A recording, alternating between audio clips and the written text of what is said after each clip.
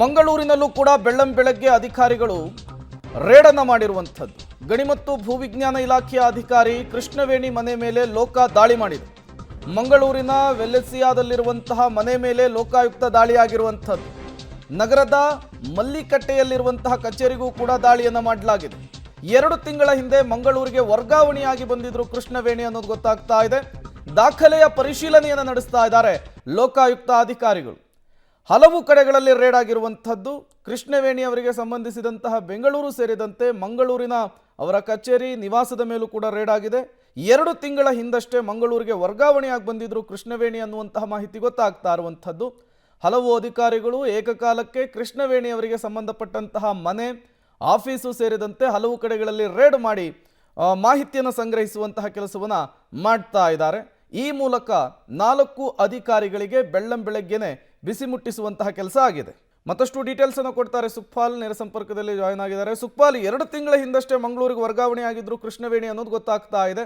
ಈಗ ಅಲ್ಲಿ ರೇಡ್ ಆಗಿರುವಂತಹದ್ದು ಲೋಕಾಯುಕ್ತದಿಂದ ಏನೆಲ್ಲ ಡೀಟೇಲ್ಸ್ ಸಿಗ್ತಾ ಇದೆ? ರೇಡ್ ಸಂದರ್ಭದಲ್ಲಿ ಏನಾದರೂ ಸಿಕ್ಕಿದೆಯಾ, ಹೇಗೆ ಅಂತ ಹೇಳಿ? ಪ್ರೇಮ್, ಚಿಕ್ಕಬಳ್ಳಾಪುರದಲ್ಲಿ ಕೊಟ್ಟಿರುವಂತಹ ದೂರಿನ ಹಿನ್ನೆಲೆಯಲ್ಲಿ ಈ ಕೃಷ್ಣವೇಣಿ ಅವರನ್ನ ಒಂದು ಮಂಗಳೂರಿನಲ್ಲಿರುವಂಥ ಮನೆ ಮತ್ತು ಕಚೇರಿ ಮೇಲೆ ದಾಳಿ ಮಾಡಲಾಗಿದೆ. ಕಳೆದ 2 ತಿಂಗಳ ಹಿಂದೆ ಮಂಗಳೂರಿನ ಗಣಿ ಮತ್ತು ಭೂವಿಜ್ಞಾನ ಇಲಾಖೆಯ ಅಧಿಕಾರಿಯಾಗಿ ಕರ್ತವ್ಯಕ್ಕೆ ಹಾಜರಾಗಿರುವಂಥ ಕೃಷ್ಣವೇಣಿ ಅವರು ಸಾಕಷ್ಟು ಸಂಪತ್ತುಗಳನ್ನು ಹೊಂದಿದ್ದಾರೆ ಅನ್ನುವಂಥ ಹಿನ್ನೆಲೆಯಲ್ಲಿ, ಅಕ್ರಮವಾಗಿ ಸಂಪಾದನೆ ಮಾಡಿದ್ದಾರೆ ಅನ್ನುವಂಥ ಹಿನ್ನೆಲೆಯಲ್ಲಿ ದೂರನ್ನು ಚಿಕ್ಕಬಳ್ಳಾಪುರದಲ್ಲಿ ಕೊಡಲಾಗಿತ್ತು. ಆ ಹಿನ್ನೆಲೆಯಲ್ಲಿ ಅವರು ಚಿಕ್ಕಬಳ್ಳಾಪುರದಿಂದ ಮಂಗಳೂರಿಗೆ ಕಳೆದ 2 ತಿಂಗಳಿಂದ ಬಂದಿರುವಂಥ ಕಾರಣಕ್ಕಾಗಿ ಇಲ್ಲಿ ಅವರೀಗ ವಾಸ್ತವ್ಯವಿರುವಂಥದ್ದು.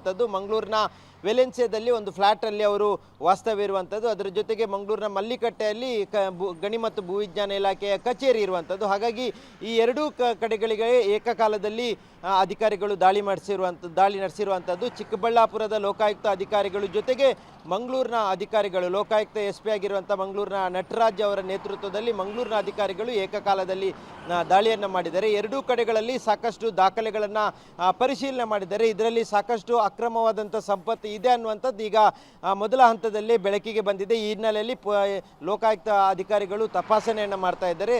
ಕಳೆದ 2 ತಿಂಗಳ ಹಿಂದೆ ಬಂದಂಥ ಸಂದರ್ಭದಲ್ಲೂ ಸಾಕಷ್ಟು ಆರೋಪಗಳು ಮಂಗಳೂರಿನಲ್ಲೂ ಕೇಳಿ ಬಂದಿತ್ತು ಕೃಷ್ಣವೇಣಿ ಅವರ ವಿರುದ್ಧ. ಹಾಗಾಗಿ ಚಿಕ್ಕಬಳ್ಳಾಪುರದ ದೂರು ಜೊತೆಗೆ ಮಂಗಳೂರಿನಲ್ಲಿರುವಂಥ ದೂರುಗಳನ್ನು ಆಧಾರದಲ್ಲಿಟ್ಕೊಂಡು ಈಗ ಲೋಕಾಯುಕ್ತ ಅಧಿಕಾರಿಗಳು ದಾಳಿ ಮಾಡಿರುವಂಥದ್ದು. ಹೆಚ್ಚಿನ ರೀತಿಯಲ್ಲಿ ಅಕ್ರಮವಾದಂಥ ಸಂಪತ್ತು ಇದೆ ಅನ್ನುವಂಥದ್ದು ಈಗ ಅಧಿಕಾರಿಗಳಿಗೆ ದಾಳಿ ವೇಳೆ ಬೆಳಕಿಗೆ ಬಂದಿರುವಂಥದ್ದು. ಬೆಳ್ಳಂಬೆಳಗ್ಗೆನೇ ಈ ಒಂದು ದಾಳಿಯನ್ನು ಏಕಕಾಲದಲ್ಲಿ ಅಧಿಕಾರಿಗಳು ಮಾಡಿರುವಂಥ ಹಿನ್ನೆಲೆಯಲ್ಲಿ ಸಾಕಷ್ಟು ಸುಮಾರು 3 ವಾಹನಗಳಲ್ಲಿ ಪೊಲೀಸರು ಕಚೇರಿಗೆ ಜೊತೆಗೆ 3 ವಾಹನಗಳಲ್ಲಿ ಮನೆಗೆ ಭೇಟಿಯನ್ನು ಕೊಟ್ಟಿದ್ದಾರೆ, ಪರಿಶೀಲನೆಗಳನ್ನು ಮಾಡ್ತಾ ಇದ್ದಾರೆ. ದಾಳಿಯನ್ನು ಮಾಡಿದಂಥ ಸಂದರ್ಭದಲ್ಲಿ ಸಾಕಷ್ಟು ಅಕ್ರಮ ಸಂಪತ್ತುಗಳು ಈಗ ಮೊದಲಲ್ಲೇ ಬೆಳಕಿಗೆ ಬಂದಿರುವಂಥದ್ದು. Prem, okay, thank you Sukhpal ತಮ್ಮೆಲ್ಲ ಮಾಹಿತಿಗಾಗಿ.